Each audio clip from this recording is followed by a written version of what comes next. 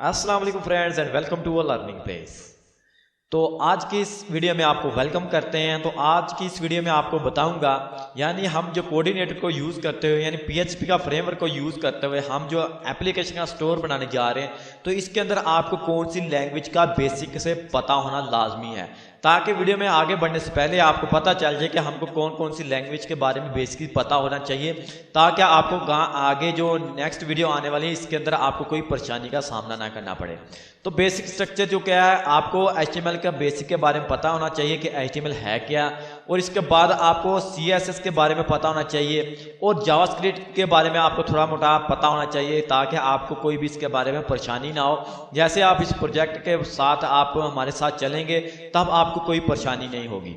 तो और इसके अलावा आपको PHP के बारे में बेसिक से पता होना चाहिए। अगर आपको PHP के ऊप के बारे में यानी ऑब्जेक्ट ओरिएंटेड PHP के बारे में पता है तो आपके लिए बहुत ही बेटर है। अगर आपको इसके बारे में नहीं पता, क्योंकि ये फ्रेमवर्क जो है वो ऊप के ऊपर बना होता है, ऑब्जेक्ट के बारे में बना होता है। अगर आपको PHP के क्लासेस के बारे में पता है कि क्लासेस कैसे काम करते हैं, इसके मेथड के बारे में कैसे काम करते हैं, तो आपके लिए ये कोई भी परेशानी आपको नहीं होगी। अगर आपको PHP का बेसिक भी पता है कि PHP वैसे काम करती कैसे है, इसको किसके लिए यूज़ किया जाता है और इससे क्या क्या काम किया जाता है, तब भी आप इसको यानी इस ट्यूटोरियल को या इस प्लेलिस्ट को वॉच कर सकते हैं। तो इस वीडियो के अंदर आपको यानी इस प्लेलिस्ट के अंदर आपको साथ साथ मैं बताता जाऊंगा कि क्या ये चीज़ किसके लिए काम कर रही है और इसको कैसे हम काम करते हैं। तो जो बेसिकली कोऑर्डिनेटर है वो MCV को फॉलो करता है, मॉडल व्यू एंड कंट्रोलर। इसको हम क्या से यूज़ करते हैं, मॉडल का मतलब क्या होता है, इसके अंदर होता है क्या, बेसिकली मैं आपको आसान से लफ्ज़ के अंदर बता देता हूँ। मॉडल के अंदर क्या होता है कि आपका डेटाबेस यानी इसका डाटा आप इसके अंदर से निकाल सकते हैं डेटाबेस से, और इसके अंदर डेटाबेस के अंदर कोई भी डाटा वो एंट्री है वो आप इसके अंदर डाल सकते हैं। और इसके अलावा आपके लिए MCV के अलावा आपका कंट्रोलर के अलावा मॉड्यूल के बाद आपका आता है कंट्रोलर। कंट्रोलर क्या होता है कि या जैसे आप ब्राउज़र पर कोई यूज़र टाइप करता है, कोई भी सर्च करता है, तो वो क्या करता है, सबसे पहले जो रिक्वेस्ट जाती है कंट्रोलर के पास।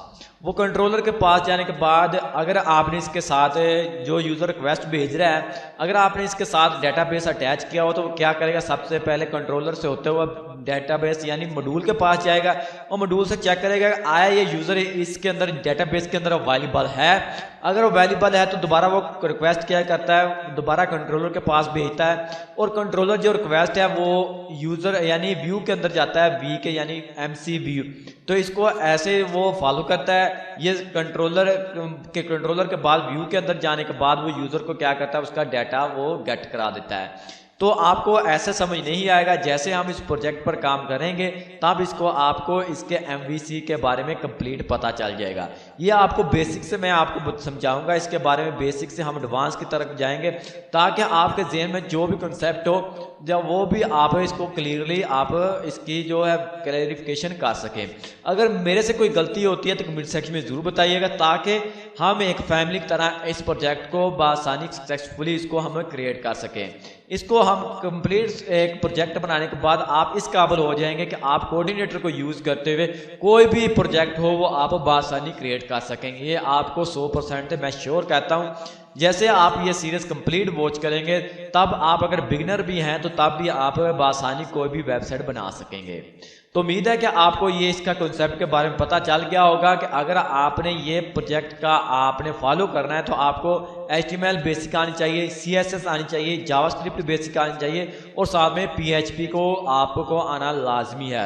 अगर आपको इन लैंग्वेज के बारे में बेसिक से नहीं पता तो आपने सबसे पहले ये लैंग्वेज आपने स्टार्टिंग यानी इसकी बेसिक सीखनी है, ये किसके लिए यूज़ होती है और कैसे यूज़ किया जाता है, तब आपने ये कंप्लीट ट्यूटोरियल यानी ये प्लेलिस्ट देखनी है।